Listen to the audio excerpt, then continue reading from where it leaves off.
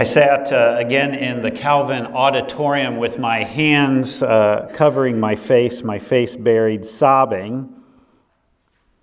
Now, if you were here last week, you're starting to notice a theme, right? It seems that every single significant moment in my life happens in a Christian liberal arts school auditorium with my face buried in my hands, sobbing. I was at annual conference that year. It's the statewide gathering of United Methodists, and one of the retired pastors at my church, at Petoskey United Methodist, his name was Ralph Janka, had suggested that I go to annual conference, in particular to the ordination service. And at the end of the ordination service, the bishop holds an altar call.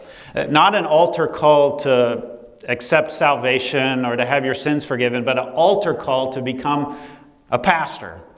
And Bishop Linda Lee was there with her shepherd's crook, and she was waving it over us in the seats, and it was waving over all of us, calling us. Is God calling you to become a pastor? Is God calling you to some area of ministry?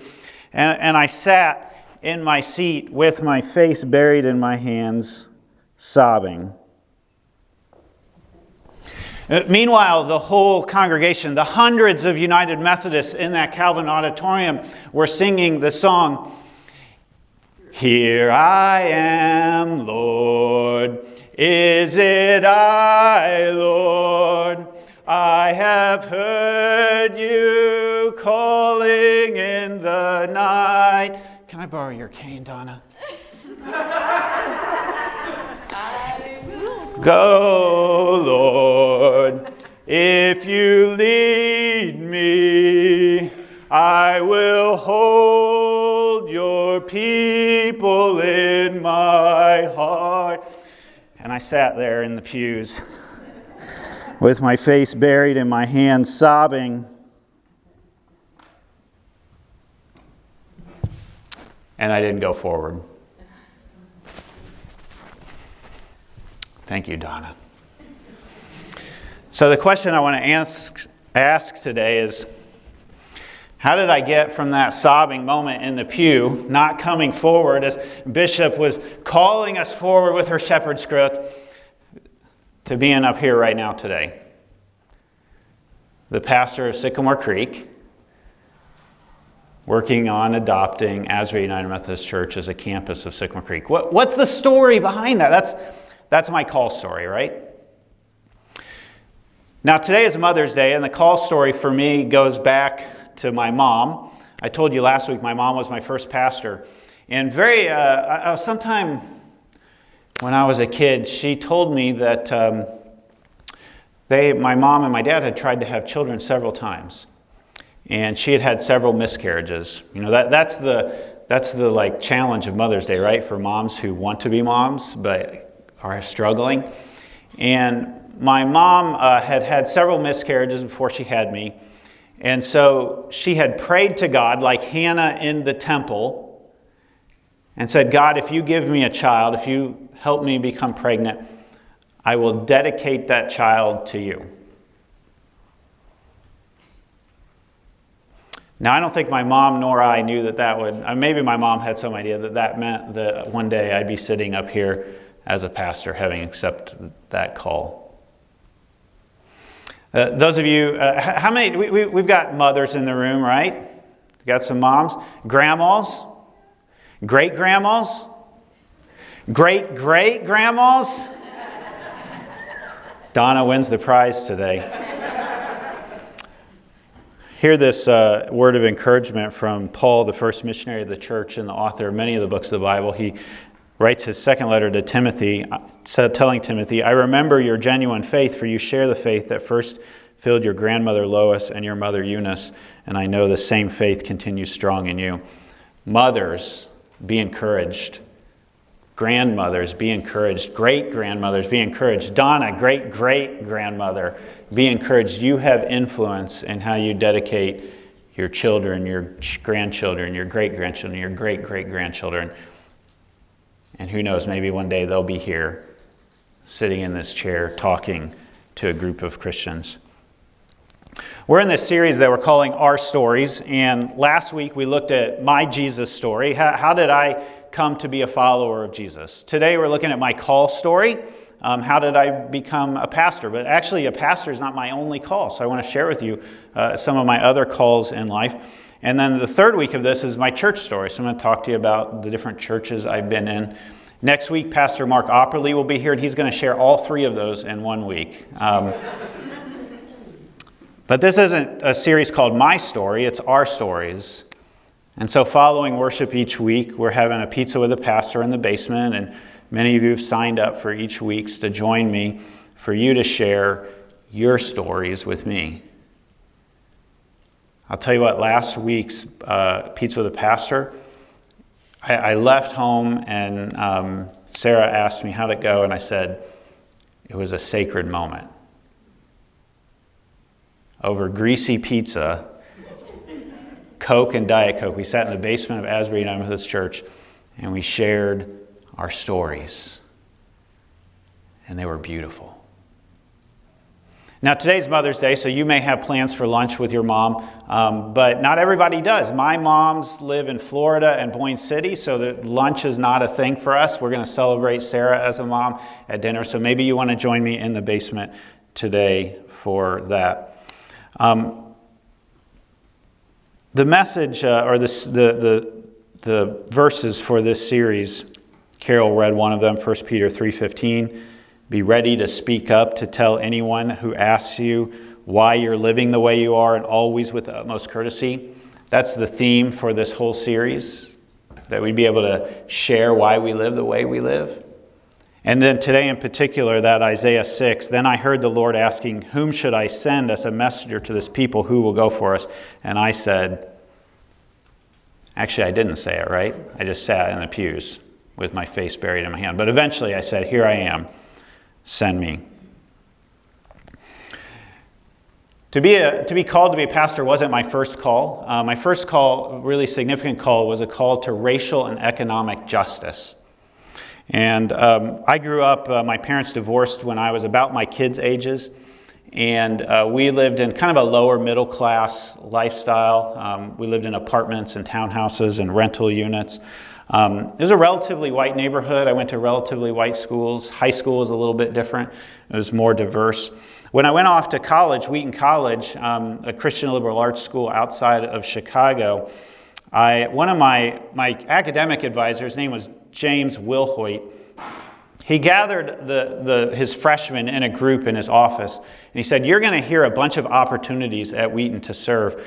And he said, seek the call, not the opportunity.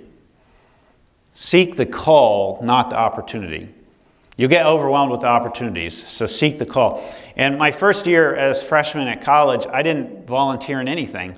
I was overwhelmed with academics. I had actually never read a book, really a significant book, from cover to cover. I had kind of faked my way through high school in a lot of ways, and I did pretty well faking my way through high school, but college, it was a struggle for me at the beginning. But my sophomore year, I learned about a ministry called the Dearborn Boys and Girls Club. It was a Boys and Girls Club on the south side of Michigan, or south side of Chicago in the projects. And this project was right across the highway from Comiskey Park. Now I know those of you who are purists, Comiskey's not named Comiskey anymore, but for David and I, it will always be Comiskey, right?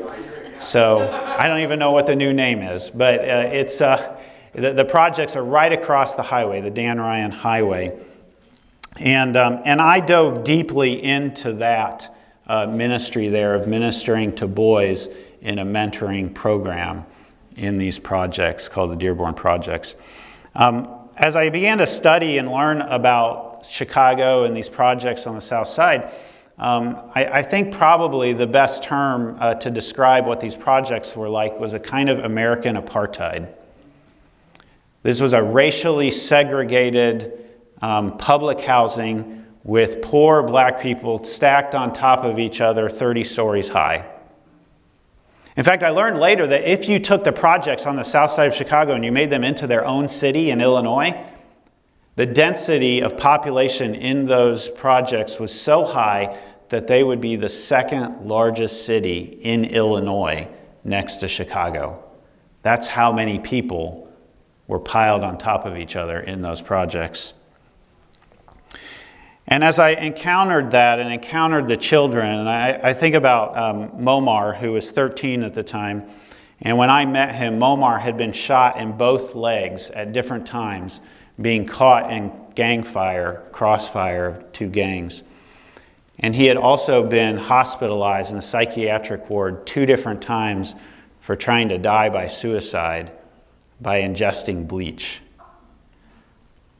I was so... The handles that I had been given to explain that growing up, that if you make the right decisions, things will turn out well for you, and if you make poor decisions, they'll turn out poor for you, that didn't work for me anymore.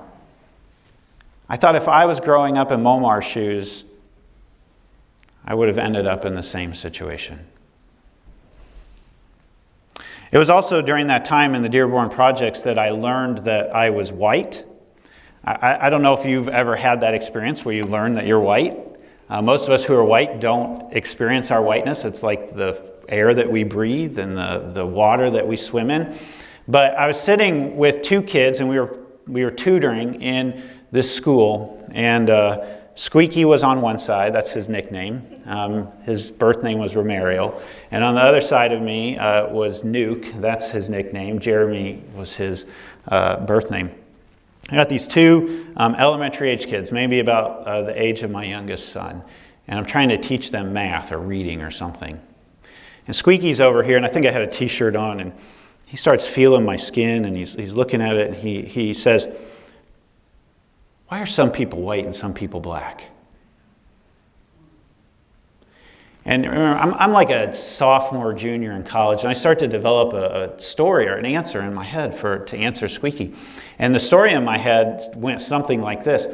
Well, we all started out white, and then over time, people were out in the sun more, and they got darker over time. And this is all just like ridiculous, because thankfully, before I had a chance to spew that nonsense, Nuke, sitting next to me, says, "Oh, I know why." He said, "You all started black and you lost your blackness."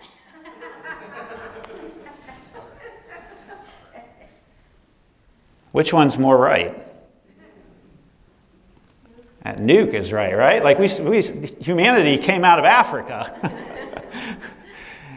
And I realized in that moment I had a white-centric view of the world.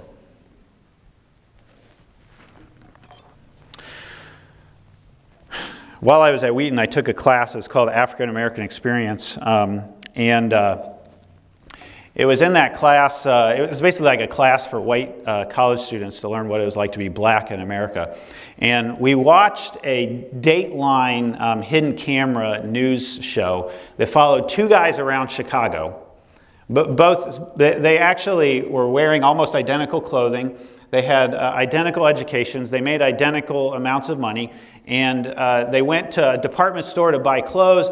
They went to rent an apartment, and they went to buy a car.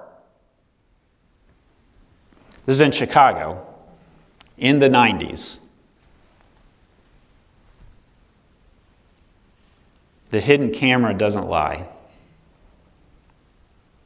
The difference between the way the 2 were treated was horrendous. Horrendous.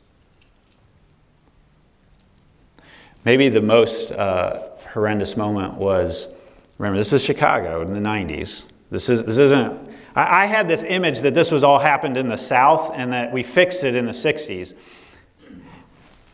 The black guy went in to rent an apartment, and everything looked good. The manager was very welcoming, great. He walked away thinking, wow, I was treated well here. And then the white guy came in, met the manager, and he asked, how's the neighborhood? And the manager said, well, it's pretty good, but they're moving in. I showed it to one of them earlier today. That was like a punch to my gut. I thought that the playing field was fair. I left that class experiencing for the first time what I would call a righteous anger. An anger at the things that anger God in proportion to the way they anger God. But what I didn't have at that moment, because of all of the energy in me, I didn't have the direction and the wisdom for how to respond in love. I just wanted to tear stuff down. That was when I experienced this call to racial and economic justice. Race and economics go hand in hand. I didn't fully understand it at the time, but as I've learned, as growing older and gaining more knowledge and wisdom, they go hand in hand. That was my first call, was to racial and economic reconciliation or justice.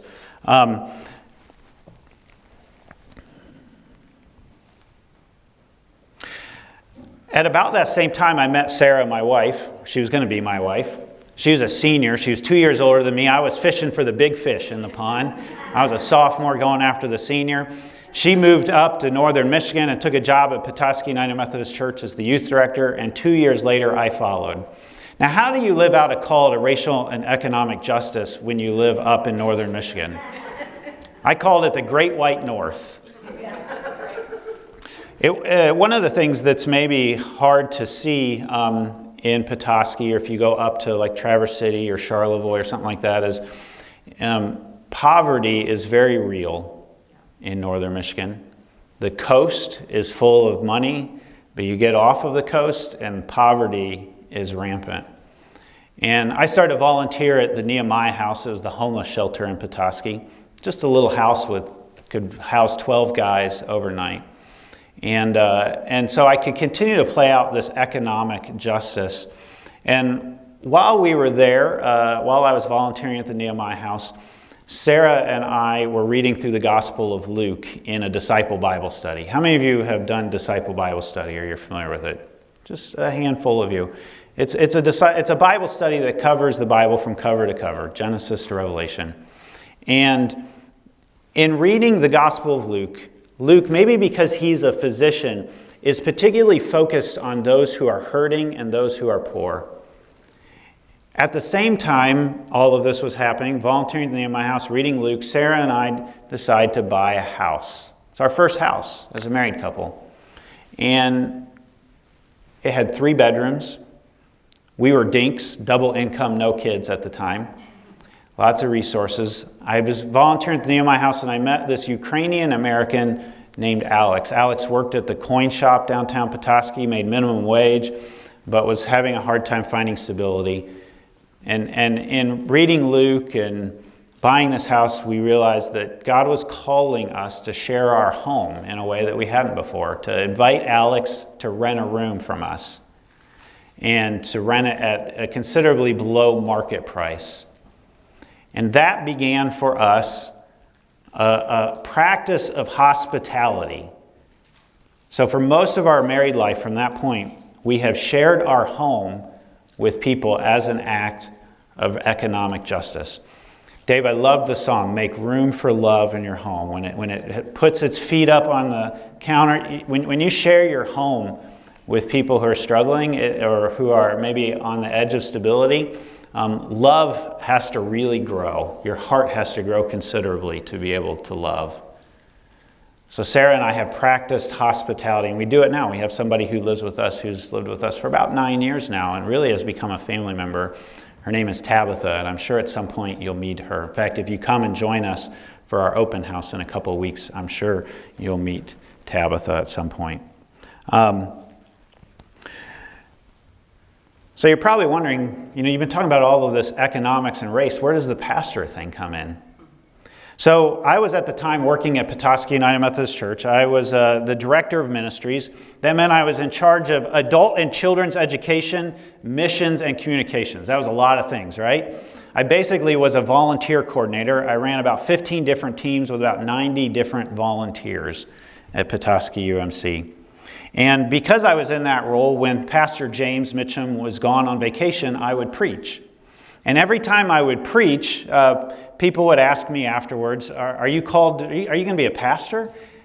And I'd say, no, I don't want to be a pastor. And then on the week of September 11th, when the planes hit the towers in New York and the Pentagon and the field in, was it Pennsylvania? Pastor James was away on vacation, elk hunting in the mountains of Colorado. And the planes were grounded. You remember that week? The airspace of the United States shut down, and he couldn't get back. And guess who was supposed to preach on that Sunday? The biggest return to church Sunday in a generation. I had a nice little sermon prepared about prayer. You've probably been in this situation, John, where the circumstances of the world make you have to throw out everything you had planned and do something entirely different. And it wasn't just that Sunday, it was a whole week of ministry to our community. That week, something happened where my job went from my head down into my heart. And the people of Petoskey United Methodist started to introduce me to people in the community, their friends, as the associate pastor. Now, if you know anything about United Methodism, you can't just be called a pastor in United Methodism. But for them, in their hearts, I had become their associate pastor.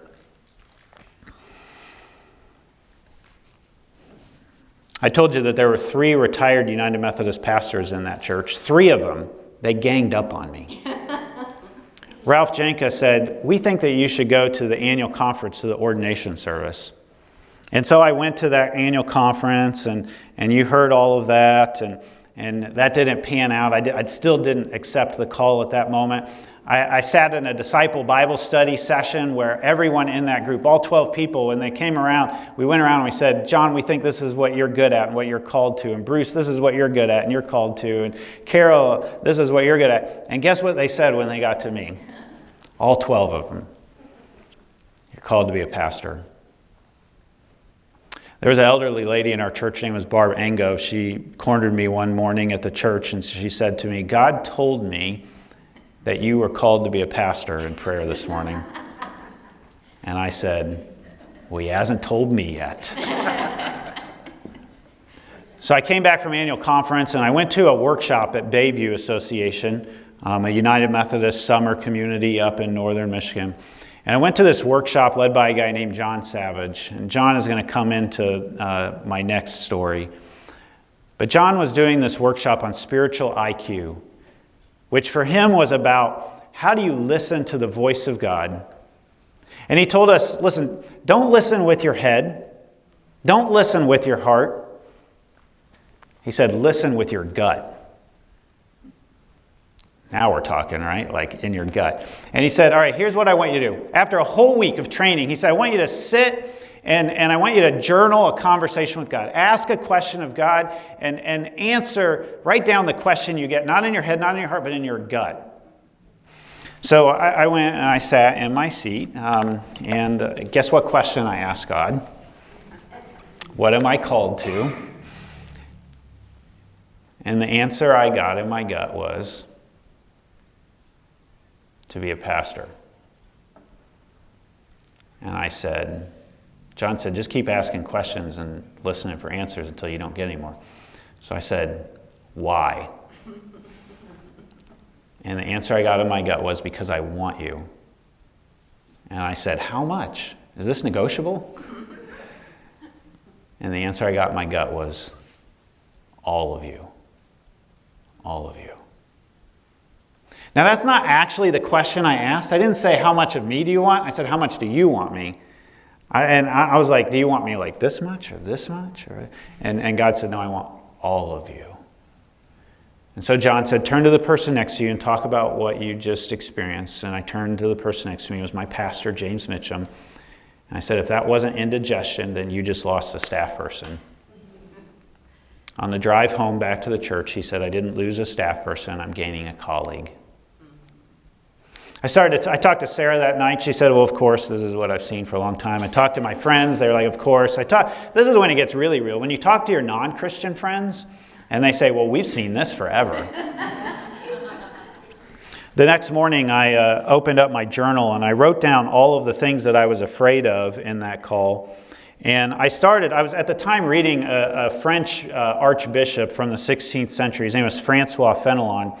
And this is what I wrote a quote of his in my journal that morning. He says, "We exaggerate all our suffering by our cowardice.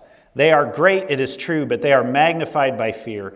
The way to lessen them is to abandon ourselves courageously into the hands of God." I prayed prayers of fear, and then I started to write things down. Lord, here are the fears that I have about this call. I fear going to school and exploring these theological questions I have and ending up even more confused than I already am. You heard that part of the story last week, right? And what ended up happening was I became more comfortable with uncertainty and not knowing than I had. I wrote, "I fear ending up in a very traditional church where I struggle every Sunday in that setting." Guess which church I've been appointed to, and only one. One that was meeting in a school, and the first thing they all told me was, "Listen, we don't do anything traditional here." I wrote down, "I fear all the chaplaincy kinds of things a pastor has to do, like hospital calls and counseling and so on." And at this point at Sycamore Creek, we have a care pastor who does most of that work for us.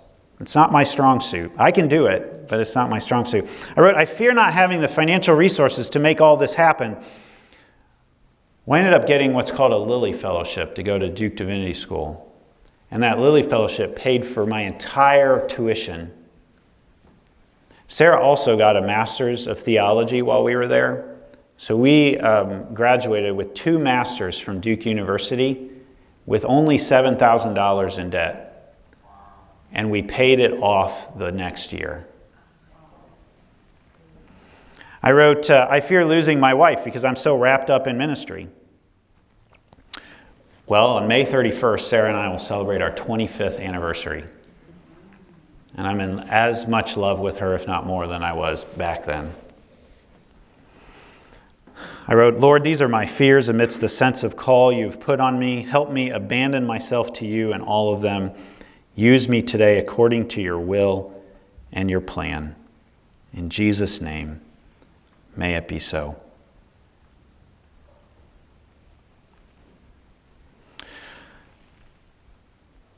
When I went to seminary, there was a kind of intersection of my call to be a pastor and race and economics. We ended up attending a historically black United Methodist Church called Asbury United Methodist Church, where we ended up meeting a couple there, David and Rebecca Arthur. They have our same last name, but they are of no relation to us. They were running a house that was called the Isaiah House, which was part of a new monastic movement. Now, the easiest way to explain new monasticism is that it's like living with your small group or your Sunday school class in the local homeless shelter. There were about 6 of us who were Christians as part of that house, and we had homeless women and children in our house. We had about 3 or 4 rooms that they could come and stay with us while they were getting back up on their feet. Up to that point in my life, it was the most life-changing experience I ever had to live with the homeless in my house. And guess what's happened when the homeless live in your house? They're not homeless anymore. I said it was the most challenging thing, and then I had kids, and I realized that was magnitudes more challenging. And it's basically the same thing, right? You're like inviting people into your house that are totally dependent on you. Coming out of Duke Divinity School, I was appointed as the second pastor to Sycamore Creek. I followed the founding pastor. And 13 years in, our church has moved from being a suburban church plant, meeting in a suburban Christian school, to buying a building in the city and deeply engaged in the movement of anti-racism in the Lansing region. Fully committed to that. And here, as the pastor of Sycamore Creek, those 2 things converge. The call to be a pastor, to invite people to follow Jesus in community with the church. And part of that following is to break down the injustices in our world. Now, when I look at this adoption now, I think back to those moments, that moment when I was journaling of all of the fears that I have had. And I've actually taken time to write those fears about this adoption down in my journal as well. And this is the power of journaling. It's a spiritual practice. You write those down, and then 10 years later, you look at your fears, and you're like, why didn't I trust God then? Friends, whatever your fears are about this adoption and the call of it, write them down so that you, like me, can see the goodness of God in providing and overcoming those fears in a year, 2, 3, 4, 5 years from now. I think this adoption is a kind of call. In fact, I don't know, you all are probably somewhat familiar with Adam Hamilton. He's the pastor of the largest United Methodist Church in the United States. And he talks about this thing that he calls discernment by nausea. If you have 3 choices, A, B, and C, and A and B, like, they kind of make you feel good, but C gives you a little bit of nausea, guess which one God is probably calling you to? The one that gives you a little bit of anxiety in your stomach. Makes you wonder, is this going to work? In the midst of those fears, whatever fears they are of living into this call, this adoption, I just want to remind you of that quote from Francois Fenelon. He says, "We exaggerate all our suffering by our cowardice. They are great, it is true, but they are magnified by fear. The way to lessen them is to abandon ourselves courageously into the hands of God. To not sit sobbing in the seat when the bishop is waving her shepherd's crook over you, but to get up and come forward." There's a prayer of abandonment that I pray every morning. I roll out of bed, I kneel at the side of my bed. It's a prayer from the Book of Common Prayer. And I want to close with this prayer. "This is another day, O Lord. I know not what it will bring forth, but make me ready, Lord, for whatever it may be. If I am to stand up, help me to stand bravely. If I am to sit still, help me to sit quietly. If I am to lie low, help me to lie patiently. And if I am to do nothing, let me do it gallantly. Make these words more than words, and give me the Spirit of Jesus." And all who agreed said, Amen. Amen.